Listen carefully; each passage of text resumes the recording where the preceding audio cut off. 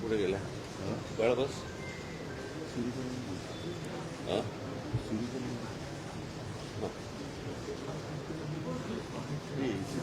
आदित्य आलं खालचं बटन बंद कर. आदित्य निघालंय आपलं वेपर्यंत पोहोचेल. आम्ही कसं बोलू कुठे गेला आम्ही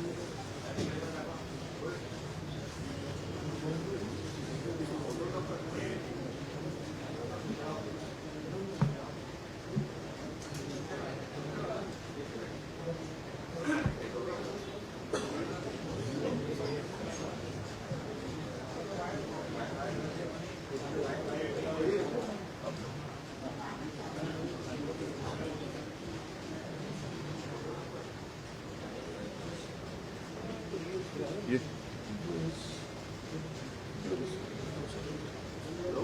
ना असेल. हां तिथे कुठून जरा आम्ही सुरू करतो. ठीक आहे उतरतो ये पोहोचू. बरं ठीक ठीक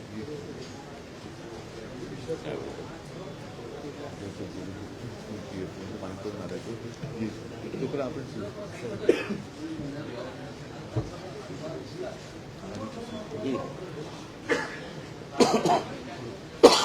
हे असं सरकवलं पाहिजे थोडं. नाही नाही ठीक आहे.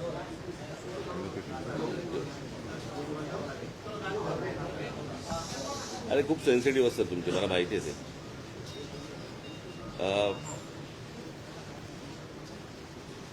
गेले काही दिवस जे विद्यार्थ्यांचं आंदोलन जे देशात सुरू आहे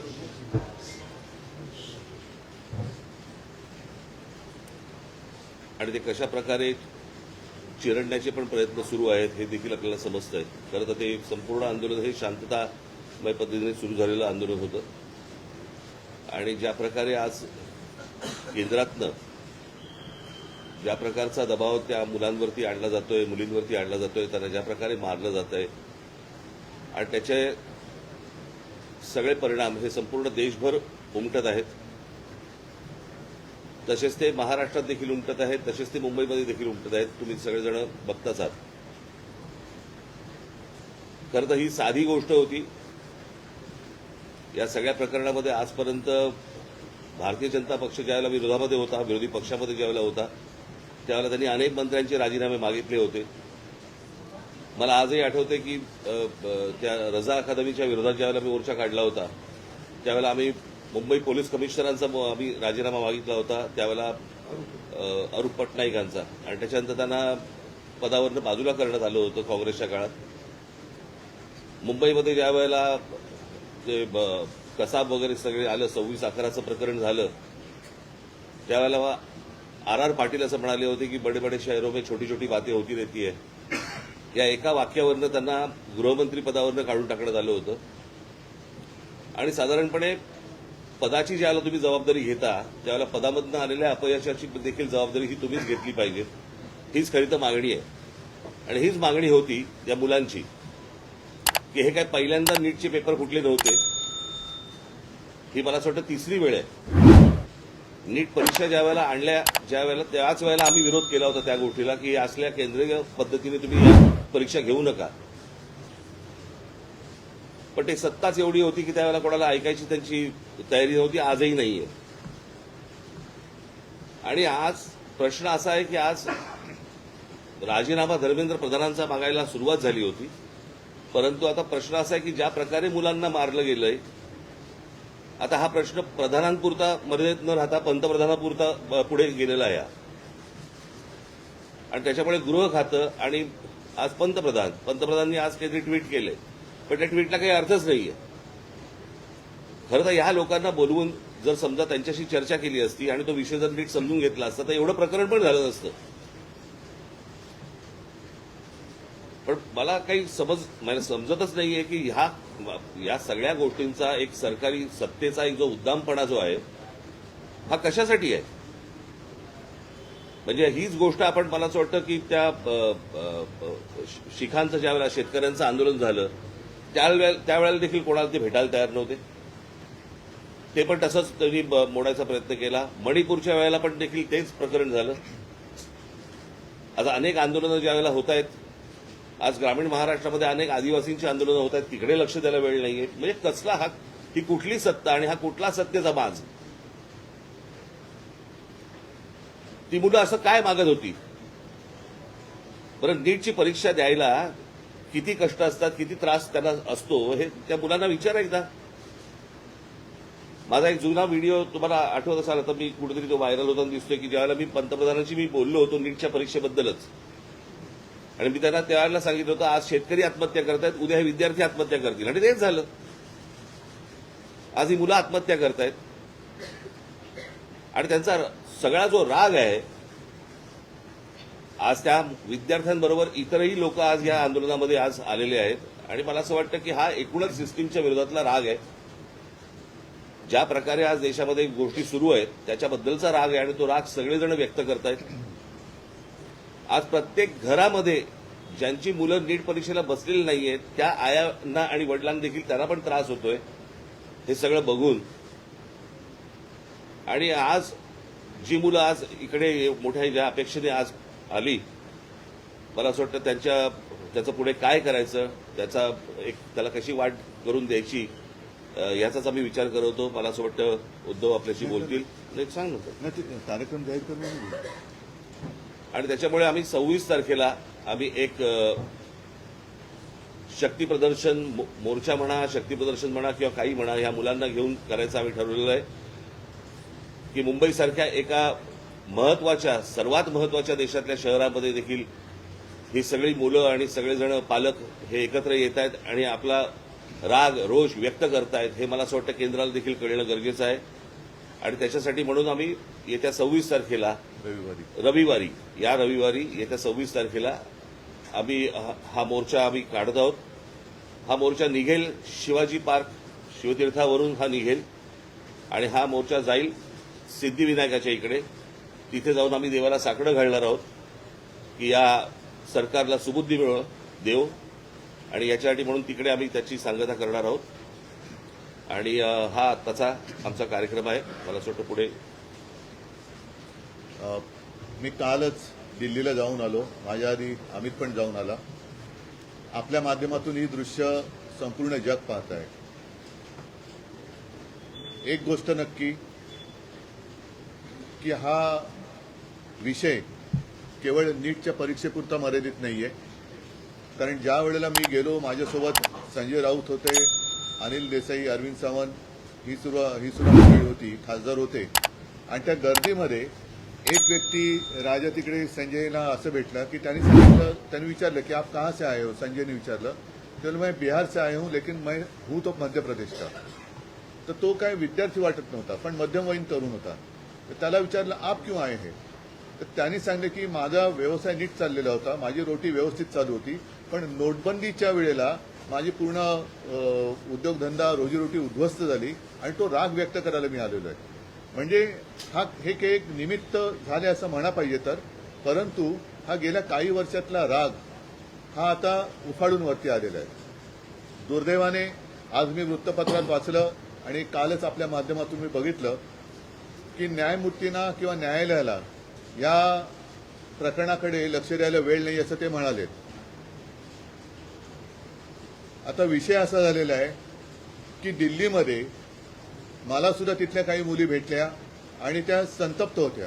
त्या सांगत होत्या की आमचे कपडे फाडले गेले, वाटेल तसं मारलं गेलं, काही ठिकाणी तर लाठ्या काठ्यांना खिळे लावून, गजलेले खिळे लावून मारलं गेलं, डोकी फोडली गेली आणि काल एक व्यक्ती जी महिला म्हणजे मुलगी जी अत्यवस्थ होती, मला कल्पना नाही आता तिचं येता येताना वाचलं, ते आता आहे की नाही मला माहिती नाहीये.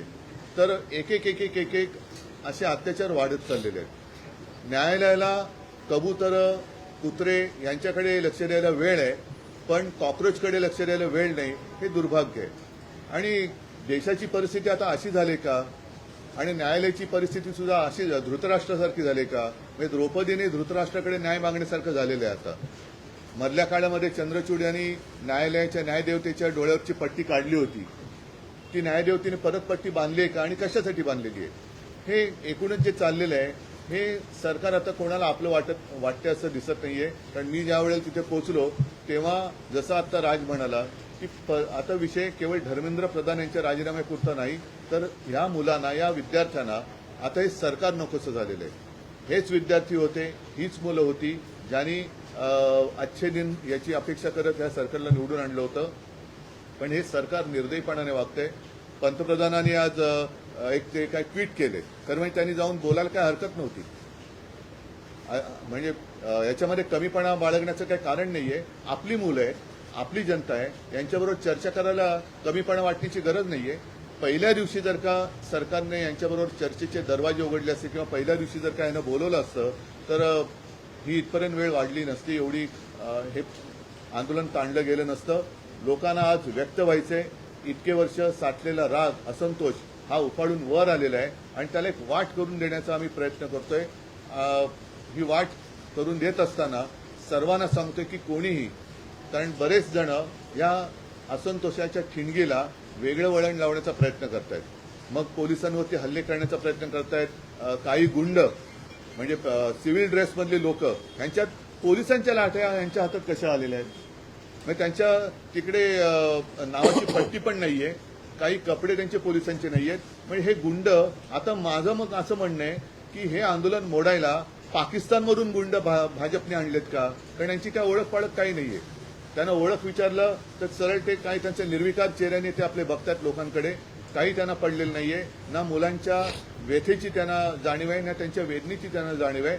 बेसुमार लाठीमार करतायत आणि अशी ही सगळी गुंडागर्दी ही सरकार चालवत असताना कोणी गप्प बसू नये. आपण व्यक्त व्हायला पाहिजे आणि त्या व्यक्त होण्यासाठी, ती वाट करून देण्यासाठी येत्या रविवारी आम्ही मी मोर्चा म्हणण्यापेक्षा एक देशाची ताकद काय असते ती ताकद दाखवून देण्यासाठी ह्या मोर्चाचं आयोजन केलेलं आहे. जसं राजने सांगितलं की शिवाजी पार्क ते सिद्धिविनायकला राज आपण जाऊन दोन गोष्टी करू. एक तर या सरकारला सुबूत देणे, नाहीतर सिद्धिविनायकाला साकडवलं की या देशावरती आलेलं हे अरिष्ट सरकारच्या रूपाने हे लवकरात लवकर दूर कर. सरन्यायाधीश म्हणाले की सीसीटीव्ही फुटेज पाहण्यासाठी तोच विषय राहिला की सरन्यायाधीश जे बोललेत की सीसीटीव्ही फुटेज पाहण्यासाठी आमच्याकडे वेळ नाहीये. मुळात ह्यांच्यामुळेच हे झुरळ सुरू झालं ना. जन्मदाते तेच आहेत ना, आणि त्यांनी जन्म दिल्यानंतर त्या पोराकडे बघायला नको. मी महाराष्ट्रामधले पोलीस ह्या सर्व आंदोलनकर्त्यांना चांगलं सहकार्य करतायत, काही त्रास देत नाहीयेत, काही गोष्टी झाल्यात. माझ्याकडे आता एक व्हिडिओ आलाय, मला असं वाटतं की मी तो आता मुंबई पोलीस कमिशनरांना देखील पाठवलेला आहे. एका टॅक्सीतनं मुलं चालली होती आणि ती मुलं चालली असताना, टॅक्सीतनं नाही, पोलिसांच्या गाडीतून आणि तो पोलीस त्यांना सांगतोय त्या मुलांना की परत या एरियात जर दिसलात तर खिशामध्ये तुमच्या काय 5 ग्रॅमची पावडर टाकीन, 50 ग्रॅमची पावडर टाकीन, बरं का. म्हणजे पोलिसांकडे आता पावडर पण मिळायला लागली. पोलीस एजंट आहेत का पावडरवाले. हा पोलीस कोण ड्रग सप्लायर आहे का. हे कुठचे काय चाललंय मला कळतच नाही. मला खरं तर ही इतकी साधी गोष्ट होती, साधी म्हणजे म्हणण्यापेक्षा ही की बाबा पेपर फुटलेत, काय कोण ज्याची जबाबदारी आहे त्यांनी राजीनामा द्यावा आणि जे त्याच्यामध्ये असतील, सामील झालेले असतील त्यांना अरेस्ट करावी. ज्या काही गोष्टी करायच्या त्या सगळ्या गोष्टी कराव्यात. परत हे होणार नाही याची शाश्वती द्यावी आणि त्यांच्याशी चर्चा करावी. हे सगळं प्रकरण इथपर्यंत आलंच नसतं. बोला. यात एक प्रश्न असा आहे की नाही दिनेश एक मिनिट आज जे मोदींनी ट्विट केले का काय केले मला कल्पना नाही की दोषींना सोडणार नाही तर ज्यांनी या मुलामुलींवरती निर्दयीपणाने लाठीमार केलेला आहे, ज्यांनी मुलींचे कपडे फाडलेत, जे पोलिसांच्या वेशात न येता जे गुंड तिकडे घुसलेत, या गुंडांना पकडून त्यांना सुद्धा कठोर शिक्षा करण्याची जबाबदारी मोदी घेत आहेत का? हे गुंड कोणी घुसवले होते, हे गुंड कोणी आणले होते आणि राजरोज फिरतात त्यांचे पण व्हिडिओ आहेत. अगदी ती काठ्या बिठ्या आणि पोलिसांच्या लाठ्या त्यांच्या हातात कुठून आल्या? पण उद्धवजी, मुख्यमंत्री देवेंद्र फडणवीस आणि जे पी नड्डा जे भाजपचे केंद्रातले नेते आहेत ते असं म्हणतात की विरोधी पक्ष हा विद्यार्थ्यांच्या खांद्यावर बंदूक ठेवून या विषयाचं राजकारण करतो. भारतीय जनता पक्ष आजपर्यंत काय करत आलं? त्यांचा असाही दावा आहे की काँग्रेसच्या राजवटीतही अनेकदा पेपर फुटलेले आहेत. तेव्हाही आंदोलन झाली की, म्हणून तर बदललं ना सरकार. त्यावेळेलाही आंदोलन झाली, त्याच्यानंतर सरकार बदललं, ह्यांचं आलं, हे ते तसे आहेत म्हणून ह्यांना आणलं, हेही तसेच. म्हणजे ते सांगतात की सरकार बदला आणि विद्यार्थ्यांच्या खांद्यावरती बंदुका विरोधी पक्ष ठेवत असतील तर विद्यार्थ्यांच्या छातीवरती बंदुका तुम्ही का रोखतात? नाही आणि दुसरी गोष्ट, त्या अण्णाच्या टोप्या घालून कोण फिरवते? यांचीच माणसं होती ना, अण्णांकडे एवढी माणसं नव्हती. आणि ह्याच्यामध्ये परत ह्यांनी काही चुका केल्या की त्याचं राजकारण नाही करायचं. आणि हे ज्यावेळेला विरोधी पक्षात जातात त्यावेळेला सगळ्या गोष्टींचं राजकारण करणार. पण शरद पवार काल पंतप्रधानांना भेटले, त्यांची त्याला जंतर मंतर म्हणतात. तेच आहे की त्यांनी तुम्हाला काही कल्पना दिली आहे का? कारण नाही, मला असं वाटतं विषयाला आता फाटे फोडण्याची आवश्यकता नाहीये. आम्ही सगळेजण आम्ही एक नाही ऐका मला बोलू तर द्या. मला बोलू तर द्या. माझं म्हणणं काय आहे की जसं आज मी आणि राजा एकत्र एकत्र आलेलोच आहोत, त्याच्या आधी सुद्धा मी सगळ्यांना आवाहन केलेलं आहे की ज्यांना देशाच्या भविष्याविषयी चिंता आहे, म्हणजे मी तिकडे गेल्यानंतर सगळे भाषिक तिकडे होते, सर्व धर्मीय तिकडे होते, हिंदू होते, मुसलमान होते, सगळे होते.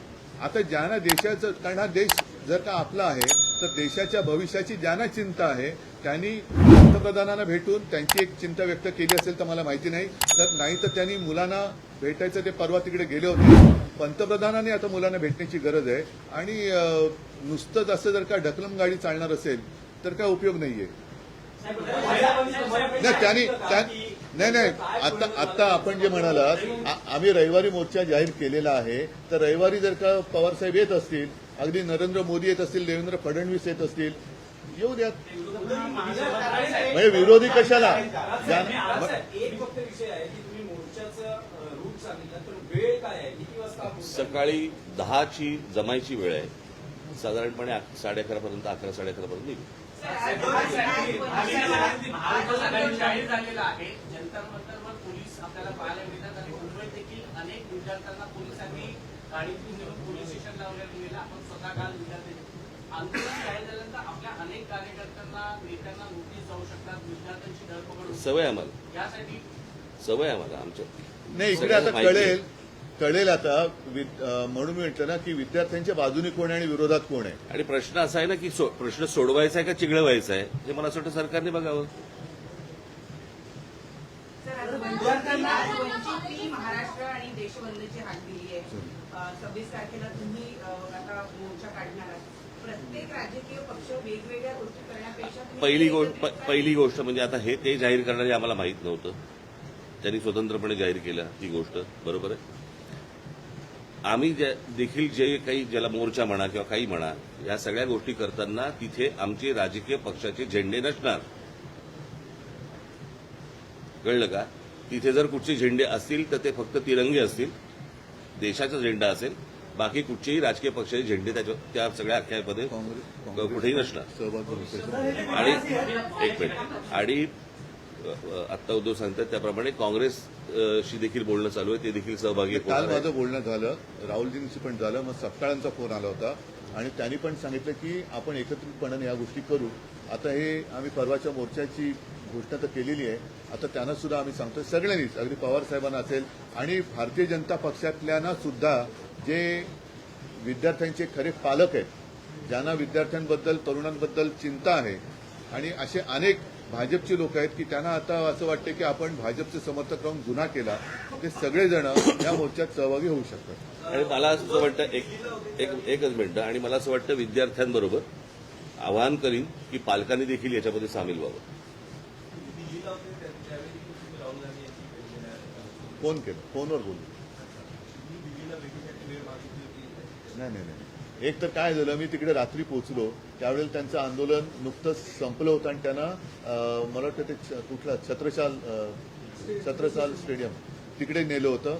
मला जंतर मंतरवरती जायचं होतं कारण अभिजित आणि सगळेजण तिकडे वाट बघत होते. मी तिकडे गेल्यानंतर मग माझी काही भेट झाली नाही, पण काल सकाळी माझं फोनवरती बोलणं होतं. सर, भविष्यामध्ये आपण जंतर मंतरवर विद्यार्थ्यांशी थेट संवाद जाण्यासाठी जाणार आहोत. अरे मी आत्ताच गेलो असतो, माझी तब्येत बरी नव्हती म्हणून.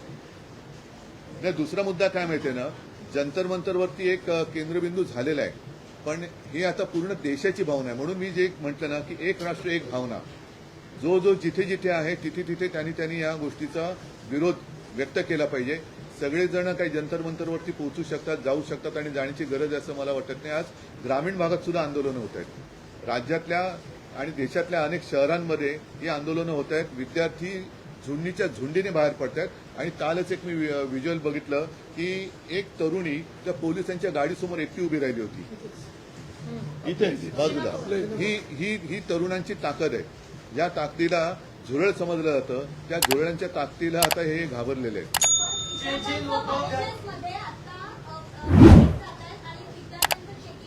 कुठे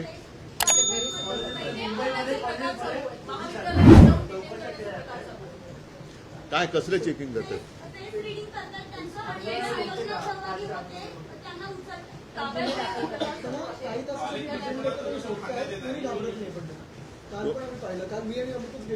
आता देश भीतीच्या पलीकडे गेलेला आहे.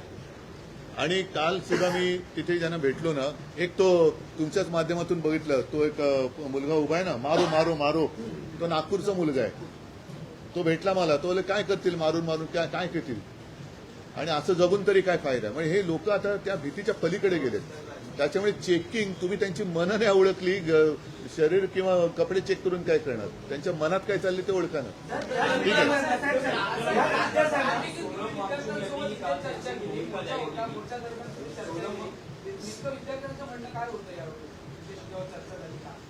आलं नाही तुमच्यापर्यंत?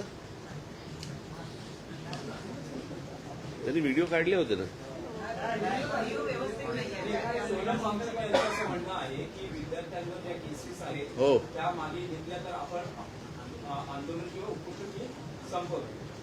तुमचं विरोधी पक्षाचं काय म्हणणं आहे की याचा लॉजिकल ट्रेड म्हणजे धर्मेंद्र प्रधान यांचा राजीनामा तेव्हाच हे आंदोलन थांबेल, की सरकार असं म्हणते की चर्चा करायला या, लोकसभेत संसदेत यावर चर्चा होईल आणि त्यानंतर मग पुढचा निर्णय घेण्यात. आता तिकडे नाही बघा, आता प्रत्यक्षात तिकडे काय चाललंय, कारण मी मागे प्रेस कॉन्फरन्स घेतली होती. नाही, मी इथेच बोललो होतो. मला वाटतं की काही वर्षांपूर्वी म्हणजे 2018 साली एक जेडी अगरवाल नावाचे गृहस्थ होते, ते गंगेसाठी उपोषणाला बसले होते. सरकारने लक्ष नाही दिलं. 115व्या दिवशी त्यांनी प्राण सोडला. गंगा आणखीन वाईट झाली. म्हणजे कोरोनाच्या काळात तर मग गंगेमध्ये मृतदेह पण सोडले गेले.